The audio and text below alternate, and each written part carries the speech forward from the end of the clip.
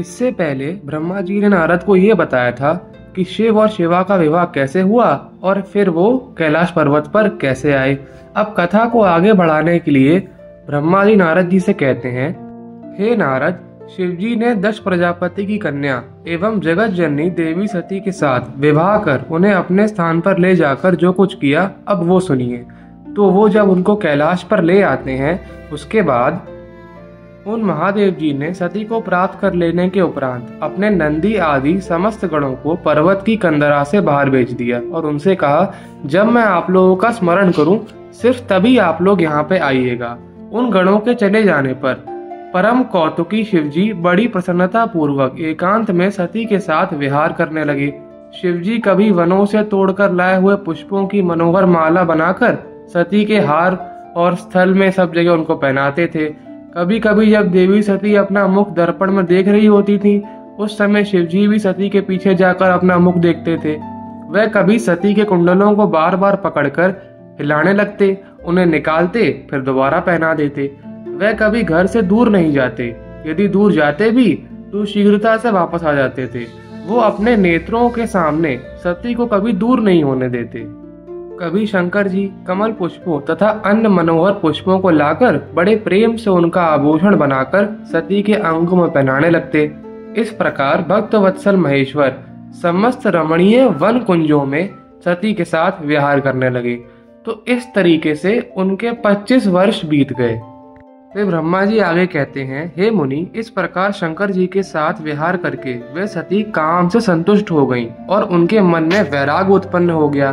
तो उसके बाद सती शंकर जी से बोलती हैं, आप परम पुरुष हैं, इस जगत के स्वामी हैं, रजोगुण तमोगुण एवं सत्व गुण से भी परे हैं, निर्गुण हैं, सगुण भी हैं। आप ही साक्षी हैं, निर्विकार हैं और महाप्रभु हैं।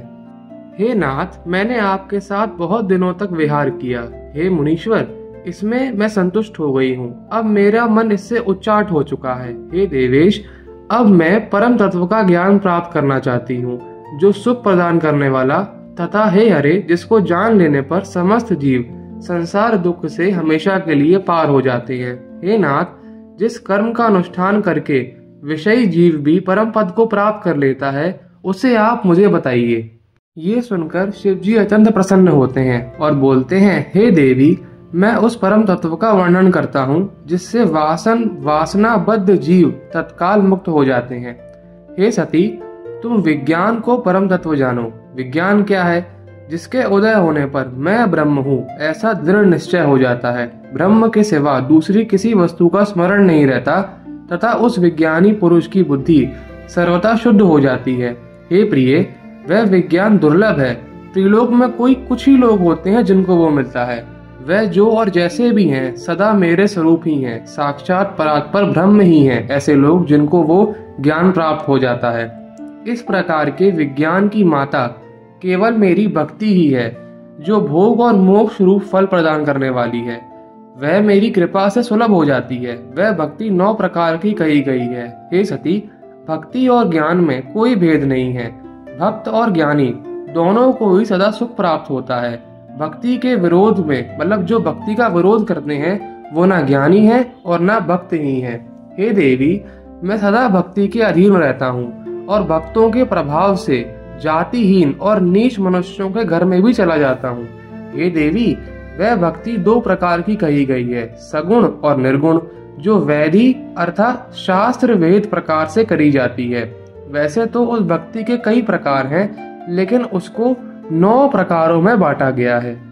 मैं उन 9 अंगों का या फिर उन 9 प्रकारों का तुमसे वर्णन करता हूँ, उसको तुम प्रेम से सुनो। हे देवी, श्रवण, कीर्तन, स्मरण, सेवन, दास्य, अर्चन, सदा मेरा वंदन, सख्य और आत्म समर्पण, विद्वानों ने भक्ति के ये 9 अंग बताए हैं। हे शिवे, इसके अतिरिक्त उस भक्ति के बहुत से उपंग भी बताए गए हैं। हे देवी, अब तुम मन लगाकर मेरी भक्ति के 9 अंगों के पृथक पृथक लक्षण सुनो, जो भोग तथा मोक्ष प्रदान करने वाले हैं। जो स्थिर आसन पर बैठकर तन मन आदि से मेरे कथा कीर्तन आदि का नित्य सम्मान करते हुए प्रसन्नता पूर्वक अपने कानों से मेरी कथा और मेरा नाम सुनता है, उसी को श्रवण कहते हैं। जो हृदय आकाश के द्वारा मेरे दिव्य जन्म एवं कर्मों का चिंतन करता हुआ प्रेम से वाणी द्वारा उनका उच्च स्वर से उच्चारण करता है, उसका भजन करता है, उसी को कीर्तन कहा जाता है।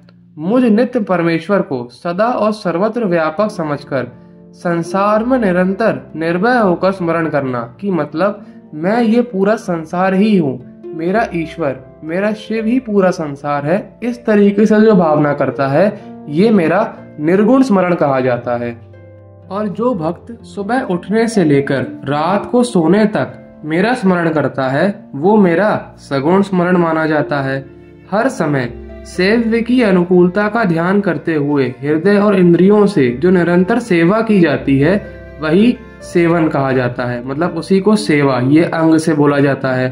अपने को प्रभु का किंकर समझकर मतलब उनका दास समझकर हृदय अमृत के भोग से स्वामी का सदा प्रिय संपादन करना यही दास्य है। अपने को सदा सेवक समझकर शास्त्रीय विधि से मुझ परमात्मा को सदा पुष्पों से या किसी और उपचारों से मेरी पूजा करना यही अर्चन है। वाणी से मंत्र का उच्चारण करते हुए तथा मन से ध्यान करते हुए आठों अंगों से भूमि का स्पर्श करते हुए जो मुझे दंडवत प्रणाम करता है उसी को वंदन कहा जाता है। ईश्वर का मंगल अमंगल जो कुछ भी ईश्वर ने मुझे दिया है वह सब मेरे मंगल के लिए है। जो ऐसी दृष्टि रखता है और ईश्वर को यानी मुझको अपना दोस्त अपना मित्र समझता है उसी को साख्य कहते हैं। देह आदि जो कुछ भी अपनी कही जाने वाली वस्तु है सब कुछ भगवान को प्रसन्न करने के लिए उन्हीं को दान कर देना या फिर ये समझना कि ये सब कुछ परमात्मा का ही है, मैं और मेरा ये सब परमात्मा के द्वारा ही दिया गया है और अंत में ये सब उन्हीं का है। ये है आत्मसमर्पण। मेरी भक्ति के ये 9 अंग हैं जो भोग तथा मोक्ष प्रदान करने वाले हैं। इसमें ज्ञान प्रकट हो जाता है, मतलब जो इसे करता है उसे ज्ञान मिल जाता है। हे प्रिय, इस प्रकार मेरी सांगोपांग भक्ति सबसे उत्तम है। ये ज्ञान वैराग की जननी है और भक्ति मुझे हमेशा प्रिय है और मुक्ति इसकी दासी है। हे देवी, भक्ति सर्वदा सभी कर्मों के फलों को देने वाली ये भक्ति मुझे सदा तुम्हारे समान ही प्रिय है। जिसके चित्त में नित्य निरंतर ये भक्ति निवास करती है वह मुझे अत्यंत प्रिय है। हे देवेशी, तीनों लोकों और चारों युगों में भक्ति के समान दूसरा कोई सुखदायक मार्ग नहीं। कलयुग में तो ये विशेष रूप से फलदायक है, क्योंकि कलयुग में ज्ञान और वैराग्य ये लोगों में बहुत ही कम देखे जाते हैं। ब्रह्मा जी बोले, हे नारद, इस प्रकार भक्ति का महत्व सुनकर दक्ष कन्या सती को बड़ा हर्ष हुआ और उन्होंने अत्यंत प्रसन्नता पूर्वक भगवान शिव को मन ही मन प्रणाम किया। हे मुनि, उन्होंने यंत्र मंत्र शास्त्र अनेक महात्म्य तथा अन्य जीवों को उद्धार करने के लिए जो भी हो सकता था वो सब शिव जी से पूछा और शिव जी ने वो सब उनको बताया। अब कथा को आगे बढ़ाने के लिए ब्रह्मा जी बोलते हैं, हे मुनि, तदंतर महादेव जी सती को अपने पति रूप में यानी आगे जाकर जो सती हैं उनका शिव जी ने परित्याग कर दिया। अब वो कैसे हुआ तो उसको बताते हैं कि हे नारद, एक समय की बात है, तीनों लोकों में विचरण करने वाले लीला विशारद भगवान रुद्र सती के साथ वृषभ पर आरूढ़ होकर पृथ्वी का भ्रमण है वो कर रहे थे। सागर और आकाश में घूमते घूमते दंडकारण्य में आकर सत्य प्रतिज्ञा वाले वे प्रभु सती को वहां की शोभा दिखाने लगे। वहां उन्होंने लक्ष्मण सहित श्री राम को देखा जो रावण द्वारा बलपूर्वक हरी गई अपनी प्रिया पत्नी सीता को खोज रहे थे। वे हे सीते इस प्रकार उच्च स्वर से पुकार रहे थे और जहां तहां बार बार रो रो कर पूछ रहे थे पुष्पों से पेड़ों से कि मेरी पत्नी कहाँ है। उस समय उदार चेता पूर्ण काम भगवान शंकर ने लक्ष्मण के साथ वन में घूमते हुए माता कैकेयी के वरों के अधीन उन राम को बड़ी प्रसन्नता के साथ प्रणाम किया और उनकी जय जयकार की और वहां से चले गए। मुंह में डालने वाली भगवान शिव की ये लीला को देखकर सती को बड़ा आश्चर्य हुआ। वह उनकी माया से मोहित हो उनके पास आई और उनसे कहने लगी, हे देवदेव, हे परब्रह्म, हे सुरेश्वर, ब्रह्मा विष्णु आदि सभी देवता आपकी ही सेवा करते हैं। आप ही सबके द्वारा प्रणाम करने योग्य हैं। आपको सदैव सब लोग पूजा करते हैं, तो ये आपने इन दोनों को प्रणाम करके इनके जय जयकार क्यों करी? ये दोनों कौन हैं? ये सुनने के बाद जो परमेश्वर हैं, जो शिव हैं, वो उनसे बोलते हैं, हे देवी, ये दोनों भाई वीरों द्वारा सम्मानित हैं। इनके नाम श्री राम और लक्ष्मण हैं। ये सूर्यवंश में उत्पन्न हुए परम बुद्धिमान हैं और राजा दशरथ के पुत्र हैं। इनमें जो गौरवर्ण छोटे भाई हैं वो शेष के अंश रूप से लक्ष्मण कहे जाते हैं, और जो ज्येष्ठ भाई हैं वो राम हैं, जो कि विष्णु का ही पूर्ण अवतार हैं। ये साधु पुरुषों की रक्षा और हम लोगों के कल्याण के लिए ही पृथ्वी पर अवतरित हुए हैं। इतना कहकर सृष्टि करने वाले शंभु चुप हो गए। शिवजी ने जब सती से ये कहा, ये सब सुनने के बाद भी उनके मन में ये विश्वास नहीं हुआ कि ये विष्णु के अवतार हैं। सती के मन में मेरी बात में विश्वास नहीं है, ऐसा जानकर लीला विशारद सनातन प्रभु शंभु ये वचन कहने लगे। वो बोले, हे देवी, मेरी बात सुनो। यदि तुम्हारे मन को मेरे कथन पर विश्वास नहीं हो रहा है तो तुम स्वयं जाके इनकी परीक्षा क्यों नहीं कर लेती? ब्रह्मा जी बोलते हैं, हे नारद, भगवान शिव की आज्ञा से ईश्वरी सती वहां जाकर सोचने लगी कि मैं किस प्रकार जो शिव है उनकी आज्ञा से राम की परीक्षा किस प्रकार लूं। तब बहुत सोच विचार कर उन्होंने सोचा, मैं सती का रूप धारण करके राम के पास चलूं। यदि राम साक्षात विष्णु हैं तो सब कुछ जान जाएंगे, अन्यथा वे कुछ समझ नहीं पाएंगे। इस प्रकार विचार करके मोह में पड़ी हुई वे सती सीता का रूप धारण कर श्री राम के पास उनकी परीक्षा लेने को गईं। सती को सीता के रूप में देखकर शिव नाम का जप करते हुए रघुकुल श्रेष्ठ श्री राम बहुत कुछ जानकर मन में हंसने लगे और उनसे बोले, हे सती, आपको नमस्कार है। आप प्रेम पूर्वक बताइए कि शिवजी कहाँ हैं? आप पति के बिना यहाँ इस जंगल में क्या कर रही हैं? हे सती, आपने अपना रूप त्याग कर सीता का रूप क्यों ले रखा है? कृपया करके मुझे ये सब बताइए। राम जी की ये बात सुनकर सती उस समय आश्चर्यचकित हो गई। श्री राम को साक्षात विष्णु जानकर अपना रूप धारण करके मन ही मन शिव के चरणों का चिंतन कर प्रसन्न चित्त हुई सती उनसे कहने लगी, हे रघुनंदन, स्वतंत्र परमेश्वर प्रभु शिव मेरे तथा अपने पार्षदों के साथ पृथ्वी पर भ्रमण कर रहे हैं और इस समय दंडकारण्य में हैं। यहाँ उन्होंने सीता के विरह में आपको देखकर आपकी जय जयकार करी, आपको प्रणाम किया। ये बात मुझे कुछ समझ नहीं आई, इसीलिए भ्रम में पड़कर मैंने आपकी परीक्षा लेने के लिए ही सीता का रूप धारण करके आपके सामने प्रकट हुई थी। लेकिन अब श्री राम, मुझे ज्ञात हो गया है कि आप साक्षात विष्णु ही हैं। मैंने आपकी संपूर्ण प्रभुता देख ली है। अब मेरा संशय दूर हो गया है। तो भी आप मुझे बताइए कि शिवजी ने आपको प्रणाम क्यों किया? ये सुनने के बाद श्री राम सीता जी से पूछते हैं या उनसे बोलते हैं, हे देवी, प्राचीन काल में एक समय परम शिष्टा भगवान शंभु ने अपने परम धाम में विश्वकर्मा को बुलाकर उनके द्वारा अपने गौशाला में एक बहुत बड़ी इमारत बनाई और वहां पे एक सिंहासन भी बनाया। उन्होंने इंद्र आदि देवगणों, सिद्धों, गंधर्वों, नागों तथा संपूर्ण उपदेवों को शीघ्र ही वहां बुलाया। समस्त वेदों, आगमों, ब्रह्मा जी के पुत्रों, मुनियों तथा अप्सराओं सहित अनेक प्रकार की वस्तुओं से युक्त समस्त देवियों को और देवताओं को वहां आमंत्रित किया। हे देवी, भगवान विष्णु की पूर्ण भक्ति से महेश्वर देव सदा प्रसन्न रहते हैं। इसीलिए प्रसन्न चित्त होकर वैकुंठ धाम से श्री हरि को बुलाकर शुभ मुहूर्त में उन्हें श्रेष्ठ सिंहासन पर बिठाकर महादेव जी ने स्वयं ही प्रेम पूर्वक उन्हें सब प्रकार के आभूषणों से विभूषित किया। उनके मस्तक पर मनोहर मुकुट बांधकर और उत्सुक होकर मंगलाचार किया। ये सब करने के बाद और विष्णु जी का सिंहासन पर अभिषेक करने के बाद उन्होंने ब्रह्मा जी से बोला, हे लोकेश, आज से मेरी आज्ञा के अनुसार ये विष्णु हरि स्वयं मेरे वंदनीय हैं। इस बात को सब ध्यान से सुने।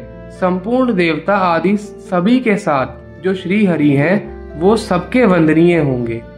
और आगे महेश्वर बोलते हैं, हे हरे, आप मेरी आज्ञा से संपूर्ण लोगों के कर्ता, पालक, संहारक, धर्म, अर्थ, काम के दाता तथा अनन्य करने वालों में और मतलब सबको अनन्य करने वाले हैं। आप सबसे महान, सबसे ज्यादा बलवान और सबसे ज्यादा ऊपर गिने जाएंगे।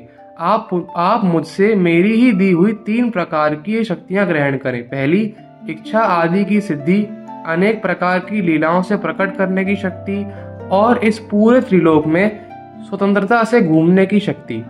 और जो ये जगह है जहाँ मैंने आपका अभिषेक किया है, इसको गोलोक के नाम से सब लोग जानेंगे।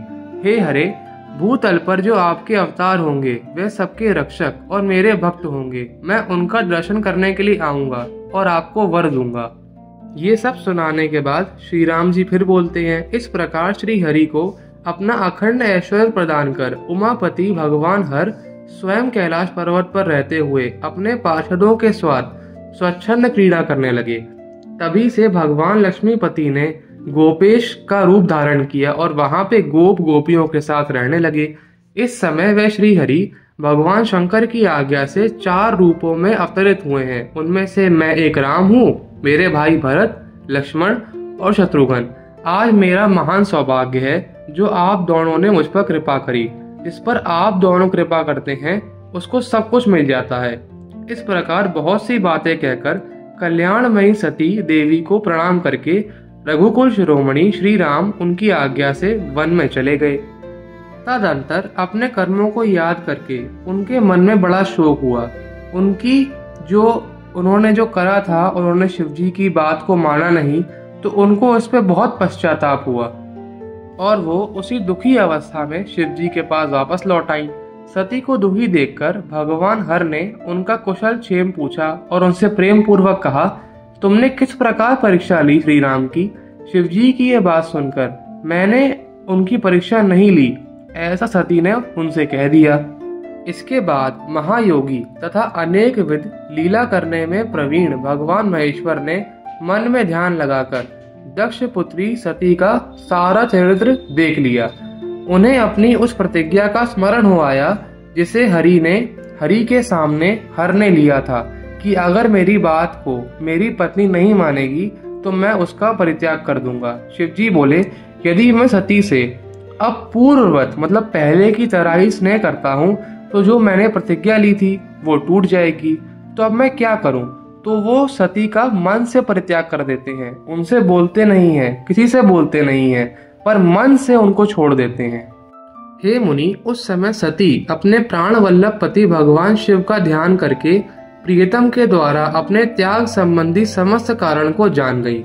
शंभु ने मेरा त्याग किया है, इस बात को जानकर दक्ष कन्या सती बार बार श्वास भरती हुई शीघ्र ही अत्यंत शोक में डूब गई, बारंबार रोने लगी। सती के मनोभाव को जानकर प्रभु शिव ने उनके लिए जो परित्याग किया था वो तो मन से किया था, लेकिन ऊपर से हाव भाव अच्छे प्रकट करने लगे, उनसे अलग अलग कथाएं कहने लगे। इस प्रकार नाना प्रकार की कथाएं कहते हुए वे सती के साथ कैलाश पर जा पहुंचे और श्रेष्ठ आसन पर स्थित हो समाधि लगाकर बैठ गए। सती अत्यंत व्याकुल चित्त होकर अपने धाम में रहने लगी। हे मुनि, शिवा और शिव के इस चरित्र को किसी ने नहीं सुना। हे महामुनि, इस प्रकार स्वेच्छा से शरीर धारण करके लोक लीला का अनुसरण करने के लिए उन्होंने बहुत समय तक समाधि में ही समय व्यतीत किया। फिर जब उन्होंने अपनी आंखें खोली तो फिर से सती के साथ जैसा व्यवहार करते थे वैसा करने लगे, लेकिन उन्हें पत्नी रूप में उन्होंने मन से परित्याग कर दिया था। तो आज की कथा को यहीं विराम देते हैं। ओम नमः शिवाय।